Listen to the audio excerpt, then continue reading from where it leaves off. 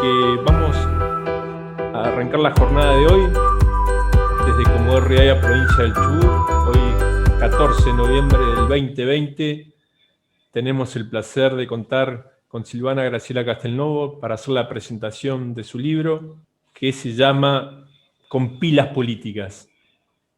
¿Y quién es Silvana Graciela Castelnuovo? Es una mujer, madre de 4 hijos, hincha de Newell's, politóloga por la Universidad Nacional de la Patagonia San Juan Bosco, posgraduada en emprendedurismo de la UTN, Universidad General de Sarmiento, diplomada superior en docencia y docente en ejercicio en la Escuela Secundaria de Puerto Madryn desde el año 1992. Consultora política, afiliada a la Unión Cívica Radical, en Cambiemos, productora y conductora radial de Mujeres en Acción. Tiene como hobby fans de Sting, de Police, y tiene una frase de su vida: mi forma de vida, dice, digo lo que hago y hago lo que digo. Y un deseo personal que tiene es ocupar un lugar en el Congreso de la Nación para plasmar en leyes todas las ideas y experiencias para mejorar nuestra ciudad de vida. Así que buenas tardes, Silvana Graciela Castelnuovo, y muchas gracias. No, buenas tardes a ustedes y muchísimas gracias por la oportunidad de charlar con otra gente del resto de la provincia, más que nada del sur de la provincia y con algunos de otros lugares que los conozco, que me acompañan y que son parte de este libro de cierta forma también, porque simplemente intenté reflejar un poco lo que todos hemos vivido en distintos momentos desde el partido. Y bueno, aquí estoy tratando de contarles más o menos de qué se trata y charlando un ratito con los afiliados radicales y con quienes no lo son y también les interesa tal vez un poquitito la política vista desde el lugar de la mujer. Gran mirada desde tu lugar, que se van a sentir reflejadas algunas mujeres, y para aquellas mujeres que quieren participar en política va a ser una linda experiencia saber de vos y tu conocimiento que tenés, que vas adquiriendo cada día que participás y que te capacitas, porque de eso también se trata. Sí, por supuesto. Si es por el tiempo y la capacitación, el tiempo de participación, ya como que es difícil. En una de las fotos del videíto introductorio se ve, yo tenía 13 años cuando volvió la democracia y empecé a participar, por lo tanto, desde ese momento hasta ahora que tengo así como un poquitito más de 13 años, algunos nada más, he hecho un camino muy largo siempre dentro del radicalismo y con orgullo de haber transitado distintos cargos partidarios, sido candidata electiva y con ganas de seguir trabajando. Bueno, vayamos introduciéndonos un poco en el libro y busquemos esa fotografía de los 12, 13 años de tu vida, que lo reflejás un poco en el libro, que creo que ahí comienza un poco lo político en tu vida, a incursionar en la década del 80, si no me equivoco, y bueno, ahí viendo tu visión, cómo lo recibiste, qué es lo que te atrapó en ese momento, porque hay algo siempre que nos llama la atención y nos queda grabado para el resto de la vida, cómo inicia uno en esto de introducirse a la política y sobre todo militar. Bueno, ¿quién no en los 80 se sintió atrapada por la primavera democrática que en nuestro país la encarnó el doctor Raúl Alfonsín? No puedo negarlo, es decir, la admiración que me generaba escuchar, y me sigue generando, escuchar sus discursos, era lo que nos llamaba a todos la atención, pero mis padres, ambos dos, participaban también. Ellos reabrieron el comité, yo vivía en ese momento en la ciudad de Fray Luis Beltrán, a 60 kilómetros de Rosario, donde yo nací, y reabrieron el comité junto con otro grupo de radicales, abrir la puerta de un lugar cerrado que la familia Canut, que era la que lo había donado y lo tenía ahí muchos años, y limpiarlo. Yo limpié el comité con ellos a los 13 años, me acerqué para entender qué era eso de ir a un comité. No había vivido democracia. Entonces, fue muy lindo. Mi papá fue candidato en ese momento a concejal, mamá lo acompañó y después, bueno, ambos siguieron trabajando en el partido y yo me ingresé a la Juventud Radical como preafiliada. En la provincia de Santa Fe existía la preafiliación a los 16, así que eso hice, me preafilié y bueno, y trabajábamos y repartí el PAN, el Plan Alimentario Nacional, en los lugares que se necesitaban y donaba mis sábados a la tarde para dar clases de apoyo, porque yo ya iba a la secundaria, tenía una base en idioma, así que nada, es la política realmente hecha desde la militancia y con el ejemplo de Alfonsín a la cabeza. Y bueno, pasando un poquito más las historias, uno termina la secundaria y emprende un objetivo de vida de buscar una carrera de grado. Y ahí te involucraste de otra manera que en la universidad, como me pasó a mí, nos involucramos con algo que te encontrás en las facultades y esa gloriosa franja morada y que está en todas las universidades y como a mí me atrapó lo mismo, creo que te habrá pasado particularmente a vos. ¿Cómo es esa etapa Sí, universitaria que tuviste? sí, por supuesto. La verdad que la etapa universitaria creo que es la más linda, porque uno está haciendo lo que le gusta, eligió una carrera, yo la empecé a hacer acá en la Patagonia, en la sede Trelew de la universidad, y allí empecé a participar. Escribí un ensayo sobre la reforma universitaria, en ese momento cumplía 80 años, y se acercaron dos militantes, uno que actualmente ocupa un lugar partidario, como es Orlando Vera, y se acercó a trabajar y a decirme, nosotros queremos que vos estés, ¿qué haces? Bueno, nos conocimos ahí en la universidad y yo fui representante de alumnos durante 4 años, de los 6 que yo estudié la carrera de ciencia política, y luego fui representante de graduados, siempre por Franja Morada, por supuesto, durante 3 años más, y después, bueno, ya mamá de 3 hijos, era muy complejo participar activamente en la universidad porque, bueno, la sede queda a 63 kilómetros de casa, de Puerto Madryn. Entonces, la militancia universitaria, bueno, tuvo un final en ese caso, pero nunca dejé el compromiso con Franja Morada, siempre estoy conectada, sigo publicando las notas que hace la Mesa Nacional, sigo investigando, tuve ganas de escribir, pero no pude por distintas cuestiones en los 100 años de la reforma, pero creo que se va a poder seguir charlando sobre cómo podemos seguir reformando la universidad, respetando los principios. Así que sí, la militancia universitaria es ese saborcito a juntarme con quienes realmente le dan la mística al ala de participación que tiene el partido y esa que no hay que perder.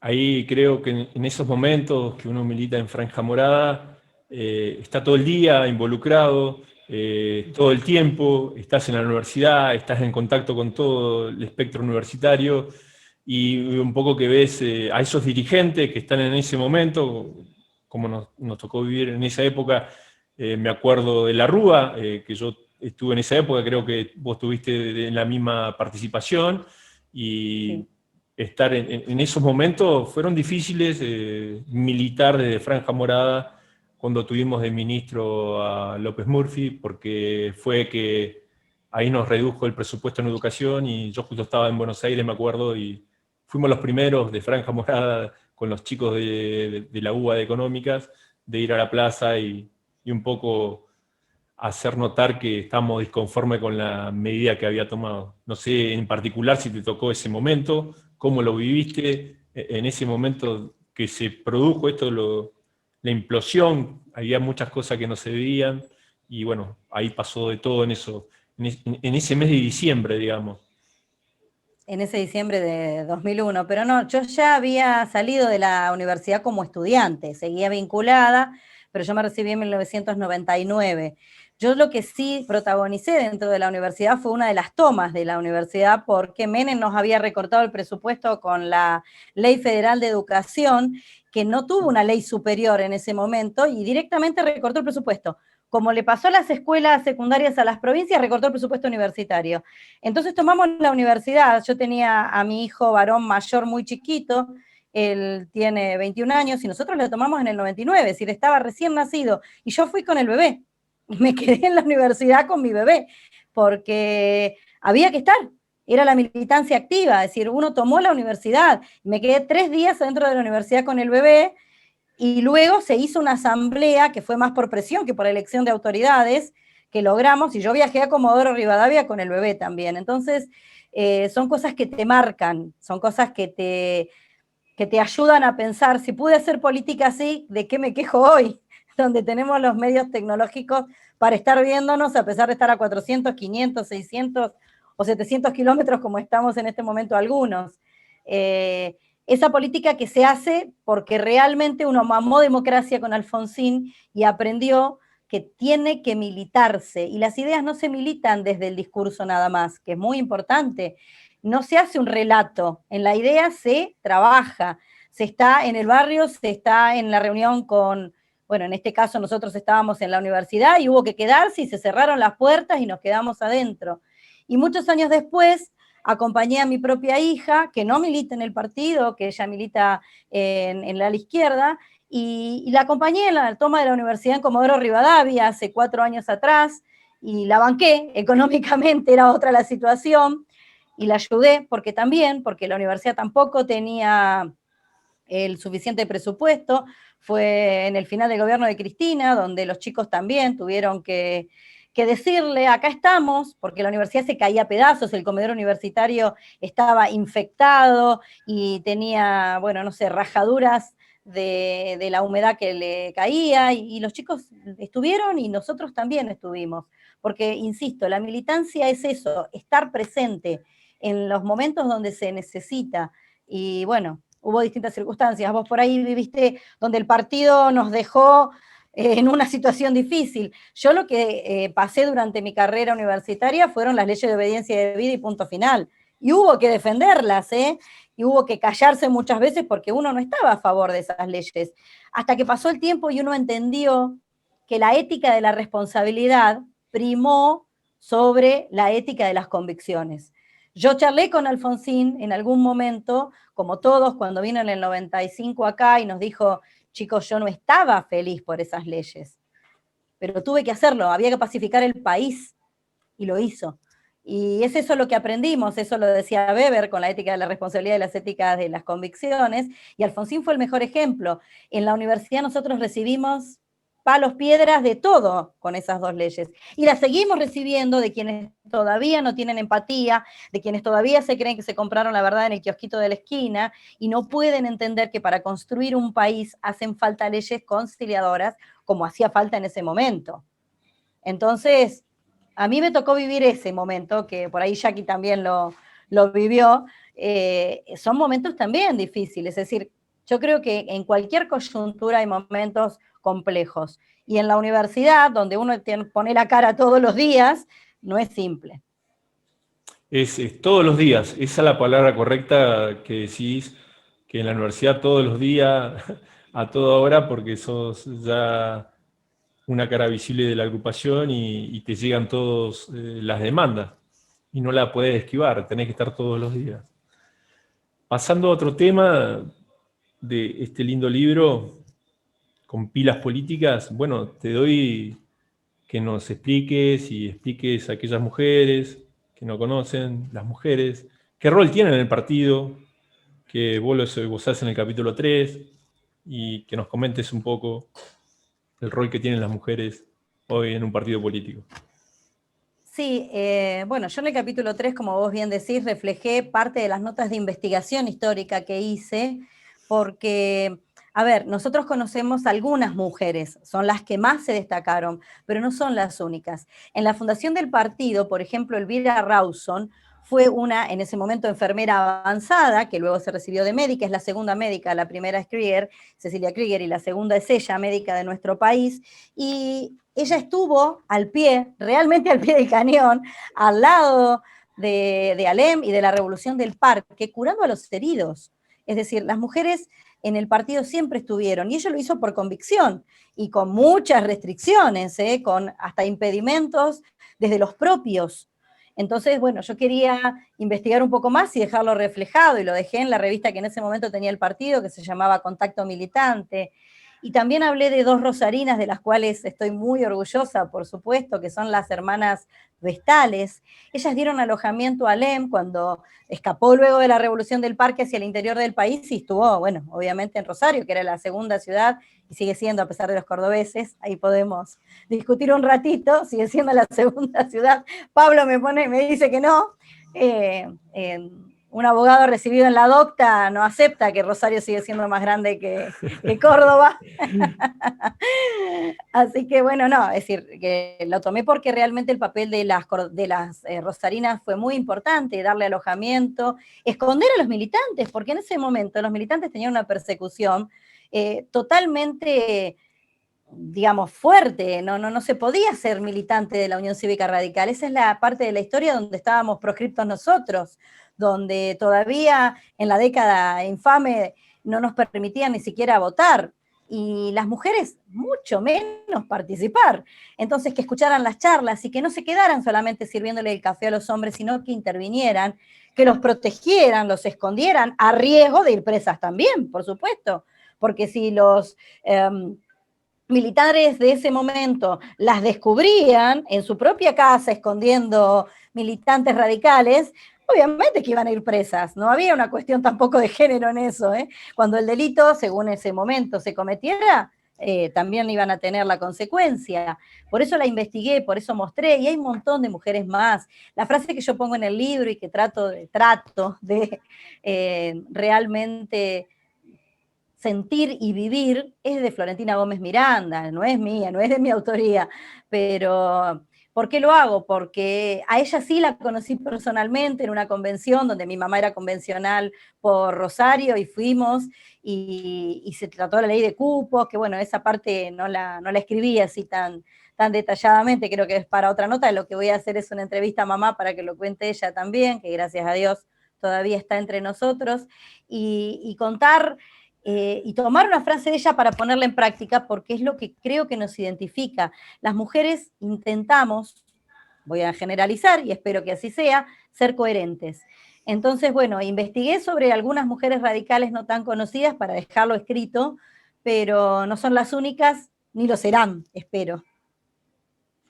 Eso, esperemos eso, que sigan apareciendo nuevos dirigentes, ya sea una mujer, sea un hombre, y que siga prendiendo esa mecha de militar todos los días, cada uno en su lugar. Pasando a tu capítulo 4, que se titula Trabajando en el día a día, ahí hay hay un reconocimiento que es lindo que lo menciones, que me agradó, que ahí lo decís, agradecimiento a los fiscales. A mí eso me lleva a que yo estuve como fiscal, cuando uno inicia, participa, y por ahí un error propio que yo lo veo, que yo lo viví, por ahí nos olvidamos de agradecer a aquella persona que nos dedica un día completo en una jornada electoral, y ver un título de esto, agradecimiento a los fiscales, es lindo que empecemos a agradecer a esas personas que son tan importantes en ese acto electoral cuando siempre participamos, ya sea una contienda municipal, provincial y nacional, porque ellos nos dan todo su día.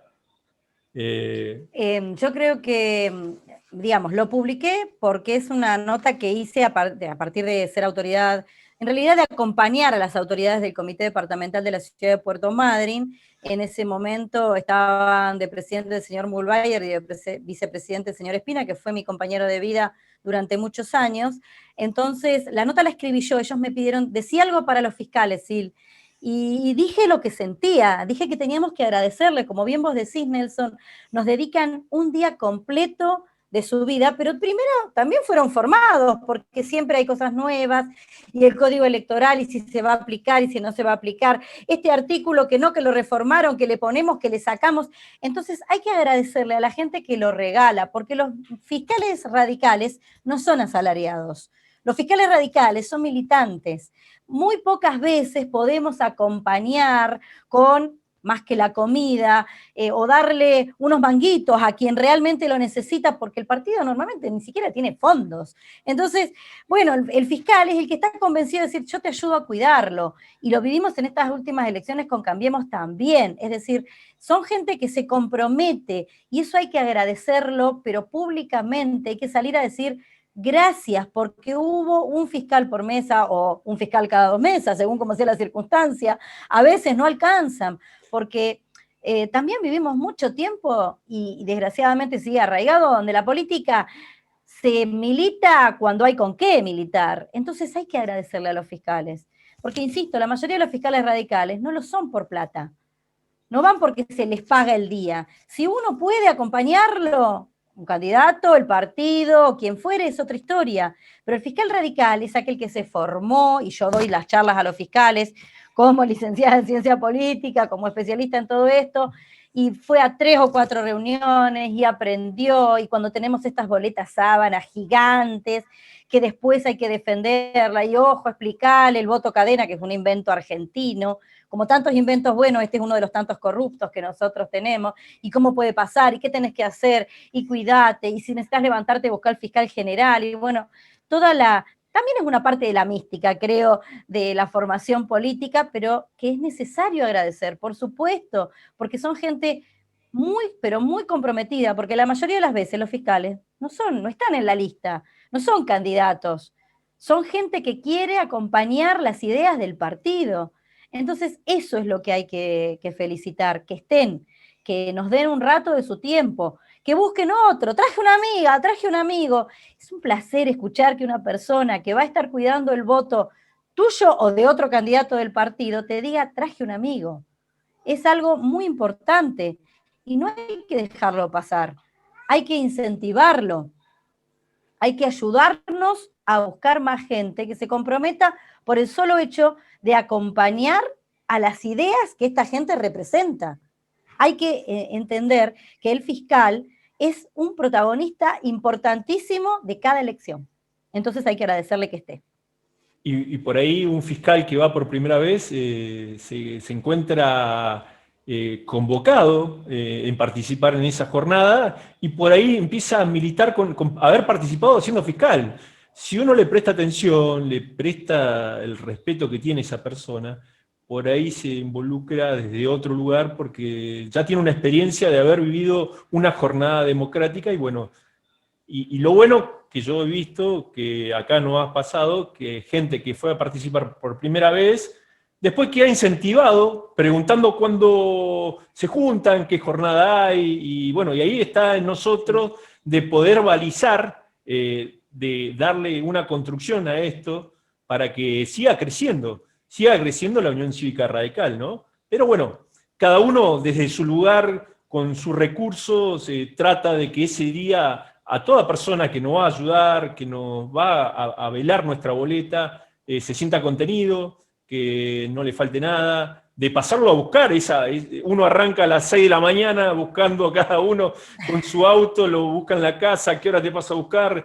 Aquel que le gusta fumar, ¿tenés pucho, no tenés pucho? ¿Te falta yerba, esto? Y bueno, eso uno lo que genera ese día con los fiscales, que uno se queda tranquilo que ya a las 8 de la mañana tiene toda su gente, no falta nada y arranca el día, pero bueno, esa gente está contenida.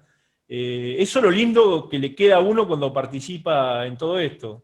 Nosotros, después el post, el cierre, siempre nos juntamos, termina la jornada, todos cansados, la cara de agotamiento, independientemente del resultado, pero después nosotros hacemos un cierre, nos juntamos, por ejemplo, hacemos un asado y bueno, y ahí donde extendemos, y ahí contamos historias que nos va pasando el domingo, y bueno, es lindo porque cada uno cuenta su experiencia por primera vez que le pasó, a quién le tuvo miedo, porque todos no son lo mismo actuando como fiscales, digamos, y de quién aprende. Pero esa magia es hermosa y convivir con los fiscales y después agradecerle no tiene nombre, digamos. Yo creo que es una obligación que deberíamos practicar todos. Yo sé que muchos de los que están acá están en roles de decisión y la formación de los fiscales creo que debería ser constante. No sé si va a haber elecciones el año que viene, si va a haber paso, pero en las PASO también se necesitan, y sería un lindo momento de práctica, y también formar desde la escuela. Yo lo hago con mis alumnos, pero bueno, no siempre se logra. Los chicos, cuando tienen clases presenciales, no en esta normalidad, trabajan haciendo lecciones. Yo lo trabajo con el centro de estudiantes, con el nombre de la escuela, bueno, con un montón de cuestiones, pero para que ellos aprendan también a fiscalizar, y que fiscalizar no es solamente un acompañamiento, sino que es un deber cívico, que debemos comprometernos todos. No es un castigo ser autoridad de mesa, yo se los digo siempre a los chicos, que sea una carga pública, definido por ley, no significa que sea un castigo. Qué orgullo deberíamos sentir de poder estar vigilando para que se hagan bien las cosas en una elección. Y hemos tenido tantos lapsus nosotros, ni hablar desde lo partidario, pero en general, donde las cosas se hicieron dudosamente, por no decirlo de otra manera, donde charlemos de alguna forma de fraude. Entonces, qué bueno sería que todos los ciudadanos estuvieran comprometidos para cuidar el voto, no el voto solamente de un partido, los nuestros, y formar a nuestros fiscales a conciencia, por supuesto, pero que todos los ciudadanos pudieran sentir que no es un castigo, insisto, sino que es realmente un compromiso cuidar el voto, cuidar esta forma de elección, que podemos mejorarla. Y en la charla del sábado pasado, Edith claramente lo explicó con el tema de la boleta única, que yo creo que es de un principio de solución. Igual yo estoy a favor de la parte electrónica dentro de la boleta única, pero creo que sí, que podemos mejorar, que tenemos que mejorar, y eso se hace a través de los fiscales también. No es solamente el rol del legislador, sino el rol de los ciudadanos. Como bien vos decís, esa charla que tuvimos el sábado pasado, ese proyecto que presentó el diputado nacional Gustavo Mena, sería un avance importantísimo, porque reduciría también los costos. Ningún Claro. partido estaría prohibido de una boleta, que le saquen, que falte en el cuarto oscuro, estaría el ánimo de todos de repartirla, y ahí un poco va a disminuir esto de lo que estamos hablando de los fiscales. No se va a necesitar tanto, pero bueno, lo de la boleta única viene a solucionar otra problemática que tiene cada elección donde participamos en cada contienda electoral. Y pasándote a otro tema de tu libro, ¿cómo está tu militancia en esos años de la década del 2010, 2011, 2012? ¿Qué te acordás ahí? Que veo que en el libro también dejás plamada vos esa época, que nos cuentes cómo viene ese Sí, es una 2010 para... época, claro, es una época bastante difícil, porque el partido, de ser gran protagonista en esta provincia, por ejemplo, pasó a ocupar un lugar secundario, y en Puerto Madryn a no tener representación. Nosotros ya hace 2 elecciones que no la tenemos, entonces es una época más difícil, porque ahí es donde se ve que a lo mejor la lectura que nosotros hacemos como partido no la compartía la ciudadanía. Por eso escribíamos, por eso saludábamos cuando cumplíamos aniversarios de democracia, por eso decíamos lo que pasaba con los conflictos sociales. No podíamos dejar pasar todo eso. Entre el 2010 y creo que entre el 2010 y el 2015, seguramente en el 2016, cuando volvemos a través de Cambiemos a tener otro protagonismo, no el mismo que teníamos como UCR nada más, pero sí un protagonismo, nos dinamizó. Pero en ese lapsus, esos años fueron más complejos, y habemos pocos los que nos quedamos en el partido y militamos las ideas, como decía el doctor Alfonsín, sigan las ideas, no a los hombres, y en este caso ni los hombres ni las mujeres, y nos costó mucho, y nos costó la crítica de la gente. ¿Seguís siendo radical? Escuchar eso a mí no me causaba dolor, sinceramente me causaba indignación, y la reacción era: no, soy más radical ahora que no somos gobierno, ahora que no tenemos puestos de decisión, y voy a seguir opinando lo que opino siempre sobre cierta gente, lo mismo que sigo opinando ahora, no lo he cambiado. Por eso le decíamos en ese momento al que ahora es el vicegobernador de la provincia desde Puerto Madryn, que los conflictos sociales eran responsabilidad de ellos, porque eran 2 facciones del justicialismo que, casualidad, en este momento otra vez están juntas y otra vez no hicieron elecciones internas. Y nuestro partido podrá tener todos los defectos que tenemos todos los seres humanos que lo componemos, pero la interna siempre se respetó. Nosotros tenemos mecanismos democráticos de elección de autoridades. A veces estaremos más contentos, a veces estaremos más tristes, habremos ganado y perdido elecciones, que se pierdan 100 gobiernos, ¿no? Yo creo que personalmente son muchas más las que perdí que las que gané, o muchas veces más las que no acompañé a la lista ganadora, no solamente siendo candidata, sino simplemente acompañando con el voto, pero eso me significó seguir participando, encontrar un lugar donde ir. En este caso, tendremos que seguir militando a través de las redes si no podemos ir. Yo estuve el otro día en el comité y bueno, y nos podíamos reunir 4. Y bueno, las otras 2 personas tardaron, yo necesitaba irme por una cuestión de clases, de trabajo, y estuvimos con el presidente nada más. Es duro, en un comité que muchas veces estuvo lleno de gente, verlo en esta nueva normalidad donde podemos vernos de a 1, de a 2, de a 3, ya te digo, éramos, la única posibilidad que había hasta ese momento era que fuéramos 4 al lugar.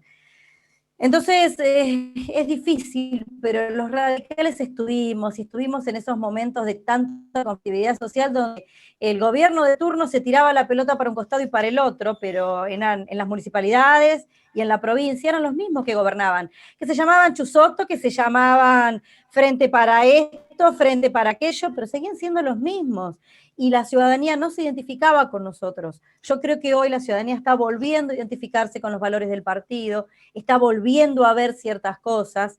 Creo que Cambiemos fue un camino positivo, no sé si era la única posibilidad, pero fue un camino positivo, y creo que tenemos que seguir caminando hacia el convencimiento de los ciudadanos para que la UCR vuelva a ser protagonista, y tal vez tendremos que seguir como en el resto del mundo dentro de coaliciones. Hoy no se destaca ningún partido solo en ningún lado más que en Estados Unidos, que no reconocen las coaliciones, porque seamos realistas, ya no hay más demócratas y republicanos puros, ¿eh? Pero bueno, ellos siguen teniendo el nombre y lo identifican así. Igual tienen bastantes problemitas de control los muchachos del país del norte.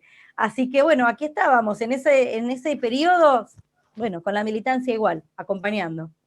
Y bueno, ya que tocaste el tema, pasando ese trayecto de 2010 al 2015, viene la Alianza Cambiemos, y cómo te ubica vos en ese momento, que también lo transcribís en el libro, que nos comentes esa etapa del 2015 para adelante.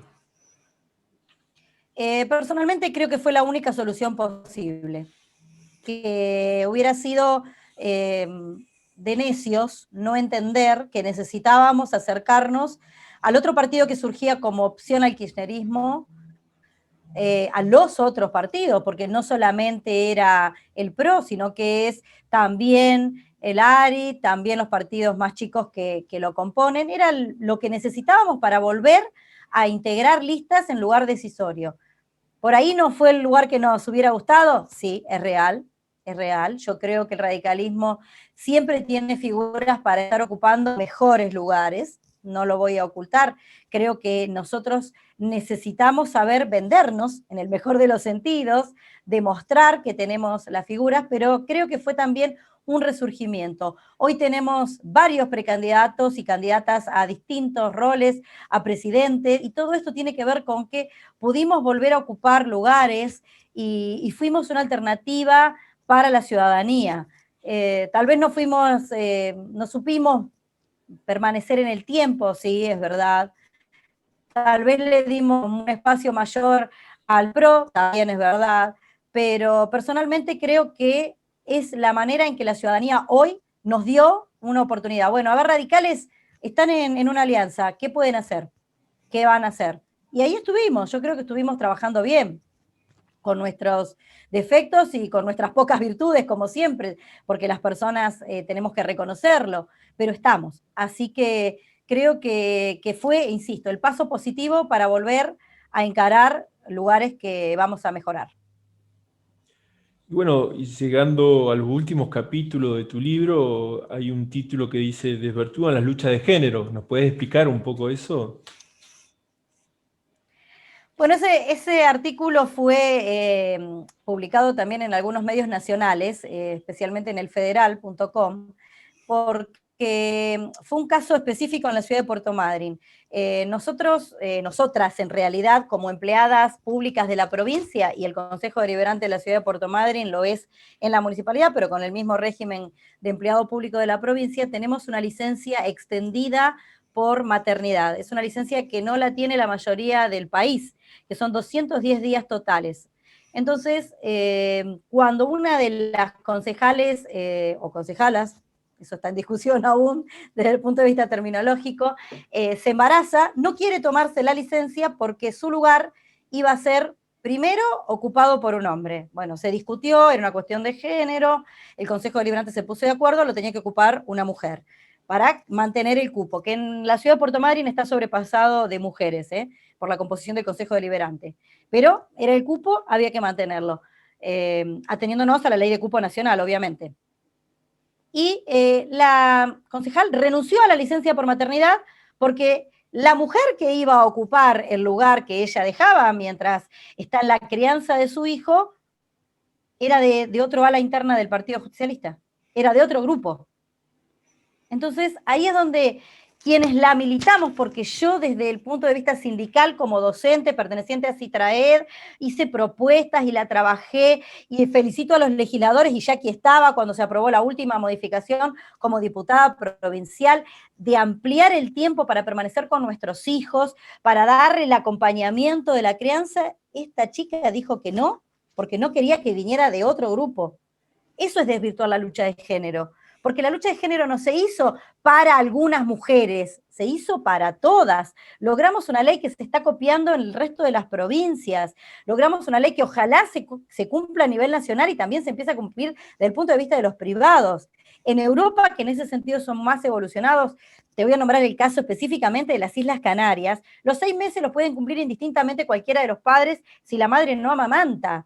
Entonces, a ver, lograr eso en esta provincia para que después la chica renuncie porque, y lo hizo, estoy completamente segura, no tengo pruebas fehacientes obviamente, pero sí estoy segura, lo hizo por presión de su propio grupo interno. Renunció a la licencia, se tomó solamente los 15 días antes del parto y 15 días después, es decir, tomó un mes nada más.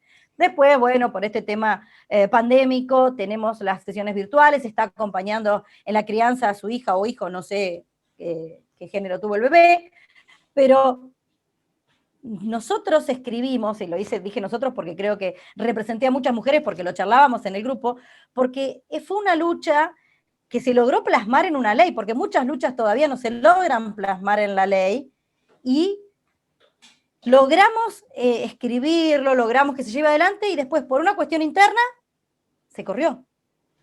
Ahí es donde entiendo el género desde el punto de vista de todas las mujeres podemos hacer algo y todos los hombres nos pueden acompañar, que fue lo que se logró con esa ley, y después la dejamos de lado por una cuestión de interna.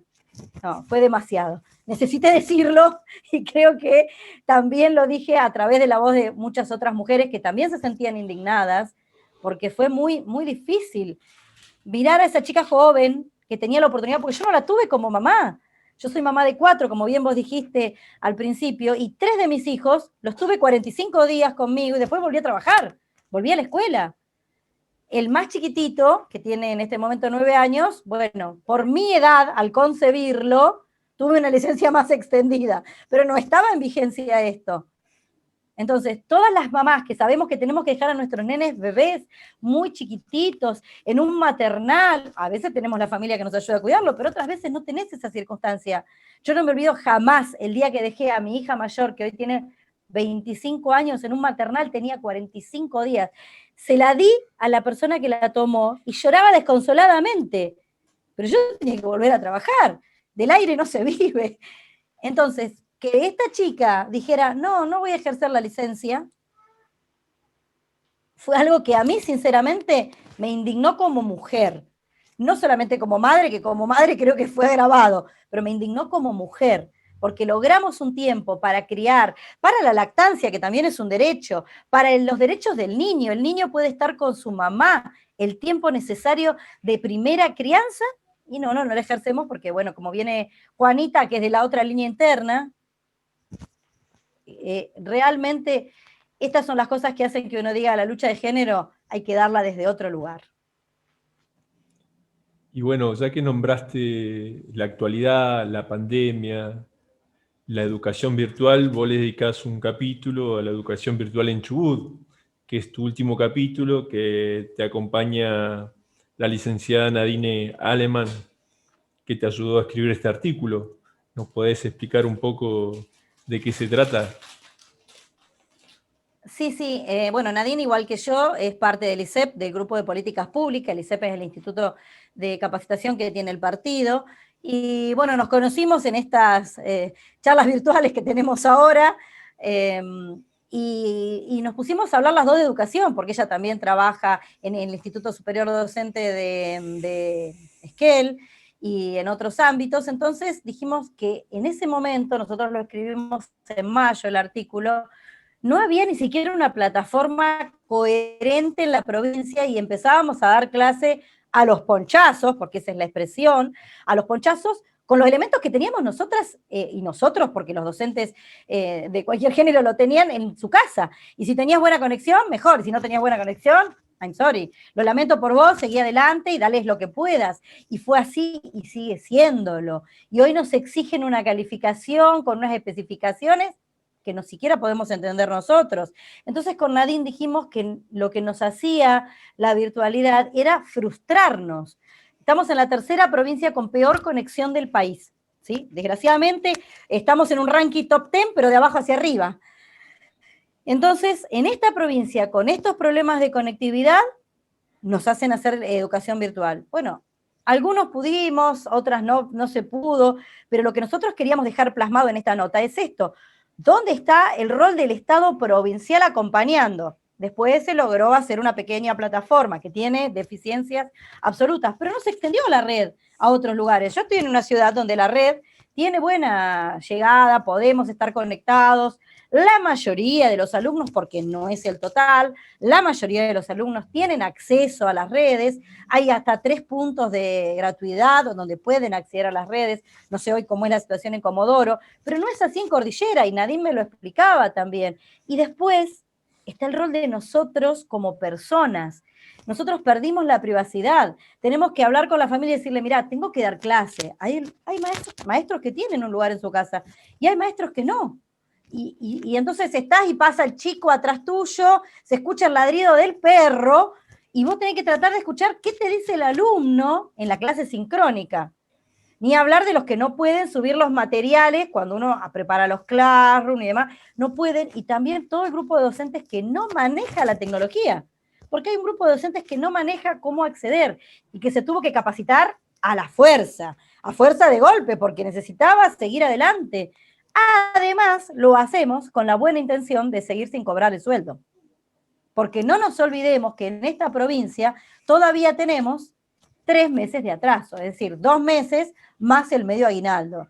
La mayoría de los docentes de Chubut pertenecemos a lo que antes era rango 3, que ahora espero que realmente desaparezca, y cobrábamos a las cansadas por todo este esfuerzo extra, porque la planificación que yo tenía, yo y cualquier docente, la tuve que rever.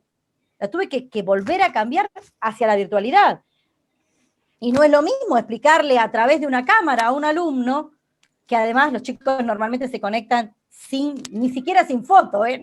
Le ves nada más que el redondelito y dice Juan Pérez.